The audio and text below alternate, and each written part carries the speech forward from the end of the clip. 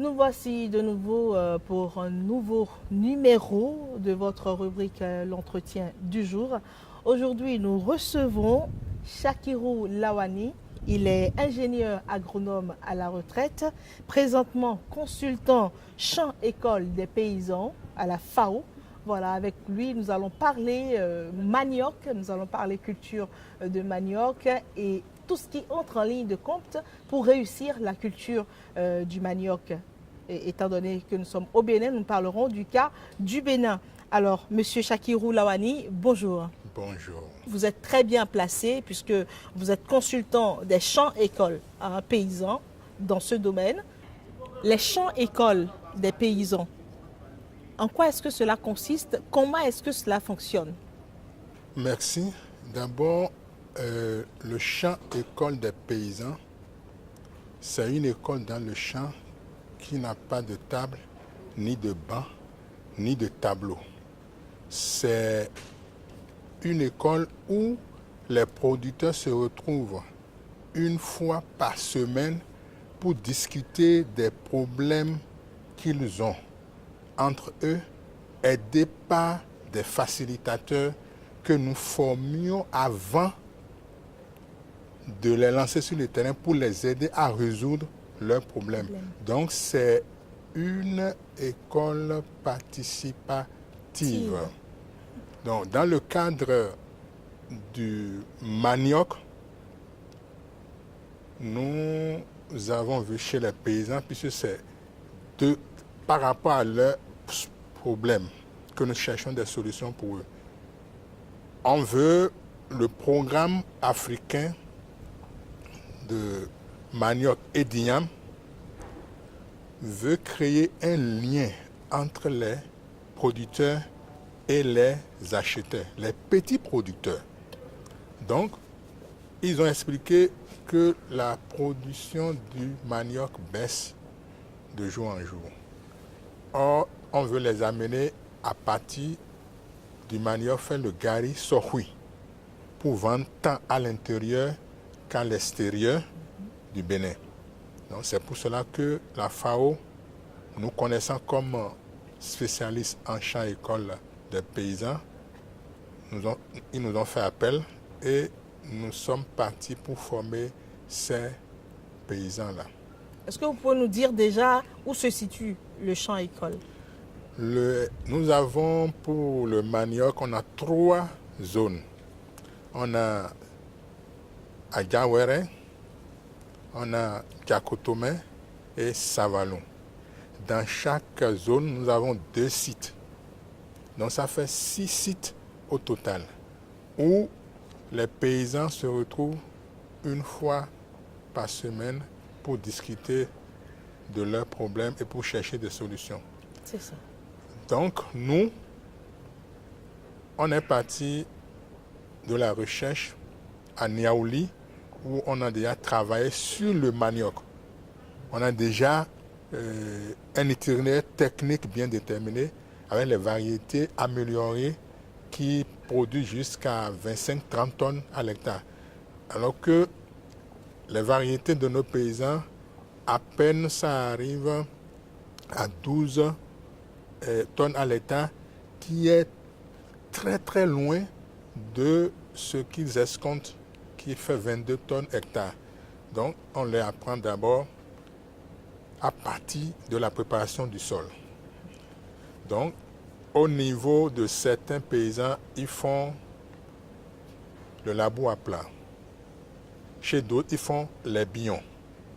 Donc, nous, on a dit, bon, si c'est ainsi, ceux qui font les billons, dans leur pratique, qu'on appelle pratique paysanne, ils vont faire leurs billons. Mais dans la pratique améliorée, bonne pratique agricole, nous allons utiliser des tracteurs pour faire d'abord le labour, avant maintenant de planter. Donc la plantation, on a pris 1 hectare. On a divisé en demi-hectare, demi-hectare. Un demi-hectare pour la pratique paysanne et un demi-hectare pour la pratique, bonne pratique agricole, où nous allons appliquer notre technologie, les technologies qu'on veut leur apprendre. Là aussi, là où ils font bignon et à plat, Labo à plat. on a divisé le demi-hectare de la bonne pratique agricole en deux, un sur bignon et puis un à plat. À plat. Bien, maintenant, le paysan, quand il prend sa bouture, il le coupe, il le met en terre sans faire de lignes, lui, il met seulement en terre.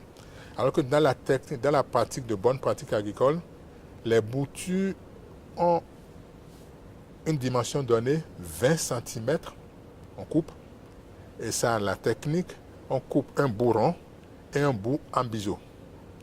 Et on place, on met un cordeau, puis on doit planter en ligne. C'est ça.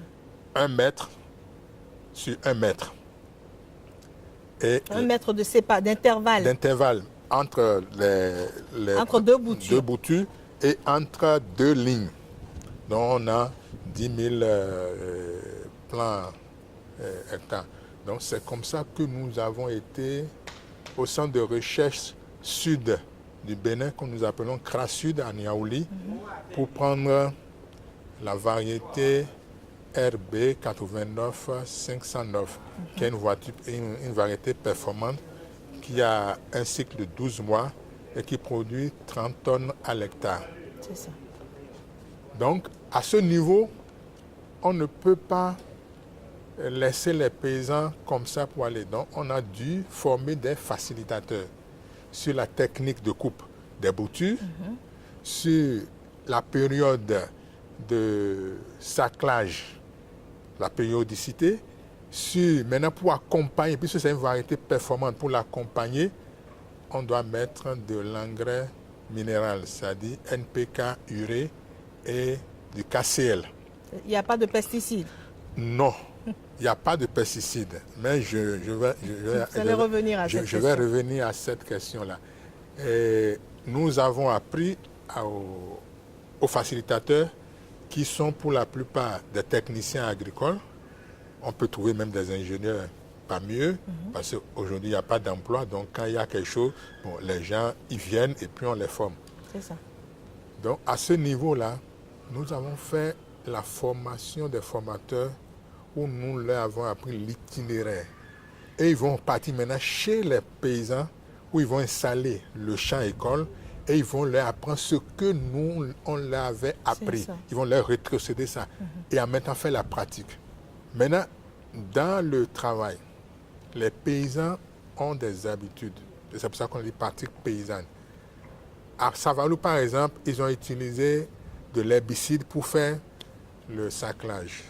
Nous, quand on est arrivé, on leur a dit, vous ne deviez pas le faire parce que le manioc, c'est quelque chose qu'on mange. Or, on ne sait pas quel herbicide vous avez utilisé. Ça peut être un problème pour le manioc et un problème aussi environnemental. Parce que, et sanitaire aussi. Oui, c'est ça le problème. Parce que tout ce qui est dans un champ n'est pas que ennemi des cultures. Ce n'est pas tout ce qui vole dans le champ qui est ennemi des cultures. Il y a les amis des cultures. Il y a d'autres insectes qui bouffent d'autres insectes. Donc, dans la nouvelle technique de gestion intégrée de la production des déprédateurs des cultures, quand vous êtes dans un champ, vous ne pouvez pas commencer par pulvériser comme on le fait dans le coton, où on dit au 21e, il faut aller pulvériser. Mais vous allez pulvériser, vous ne savez même pas quel est l'état sanitaire de votre champ. Vous ne savez pas ce qui arrive, vous allez commencer par faire. C'est pour cela que c'est une observation hebdomadaire qui se fait au niveau des champs-écoles. Et à heure fixe, si vous choisissez de faire ça le lundi à 7 heures, tous les lundis à 7 heures, ce n'est pas 7h30, un lundi, 7 heures, un autre lundi, 8 heures, non, c'est à 7 heures parce que vous voulez observer votre champ. Donc, c'est ça le problème de champ-école. Et là, le paysan touche du doigt ce qu'on veut lui montrer. Et puis c'est démonstratif. Ils ont des connaissances endogènes qui nous permettent de savoir que ceux-là, ils sont bien avancés et ce qu'on veut leur présenter, on discute avec eux et ils saisissent. Donc, Alors, j'aimerais bien savoir, vous avez parlé tout à l'heure du rendement qui donne vraiment des tonnes et des tonnes par hectare, c'est ça? Alors, j'aimerais savoir où vont toutes ces productions-là après la récolte. Est-ce que le marché existe pour toutes ces récoltes? Bon, aujourd'hui, le champ école que la FAO a mis en place, c'est au fait créer un lien entre les petits producteurs et les acheteurs. Il ne s'agit plus aux producteurs de produire pour produire. Ils doivent déjà avoir des gens qui veulent acheter leur production. Puisqu'on veut transformer le manioc en gari sohui. C'est le but. Donc, on est en train de leur apprendre à signer des accords de partenariat avec les transformateurs, avec les acheteurs, avec les transporteurs. Donc, ils savent déjà ce que nous, on leur enseigne aujourd'hui, c'est que s'ils doivent produire 2 hectares et pour avoir, par exemple, 60 tonnes, ils devaient déjà savoir qui veut acheter. Ce n'est pas le jour où il va récolter qui va commencer par chercher qui veut acheter. Il a déjà un acheteur potentiel avec qui il a signé un contrat. Ce n'est pas qu'ils ont dit ça à la bouche, hein. Ils vont signer un contrat. Donc c'est le but même de l'opération Champ École. Parce qu'il y a un autre consultant agri-business qui m'accompagne dans ce travail-là. Donc, ils ne vont plus produire pour produire. Le transformateur qui fait le gari sohui, c'est qu'il a un paysan X dans un village Y qui doit lui fournir tel nombre de tonnes de choses. Donc, le jour où il veut récolter, lui vient pour chercher et il lui a remis son argent ou bien il a déjà même payé un acompte, une partie pour que le paysan puisse travailler. Parfait. Donc, il n'y a pas question. Avec le champ école, il n'a plus question de ma récolte est restée dans ma main. Non. Parfait. Il récolte, celui qui veut prendre est déjà là, il prend. Il s'en va avec. Merci beaucoup. Merci beaucoup, M. Shakirou Lawani. Avec vous, nous avons parlé des techniques culturelles en matière pour la culture du manioc. Nous avons parlé également des mesures prises pour que les paysans ne soient plus les grands perdants à la fin de leur culture, ou plutôt lors de la récolte de leur culture. Merci beaucoup pour tous ces détails que vous venez de nous donner. Nous avons eu du plaisir à vous avoir avec nous sur Sika Télévision. Merci. C'est la fin de votre rubrique L'entretien du jour. Merci pour votre aimable attention, mesdames et messieurs. À la prochaine.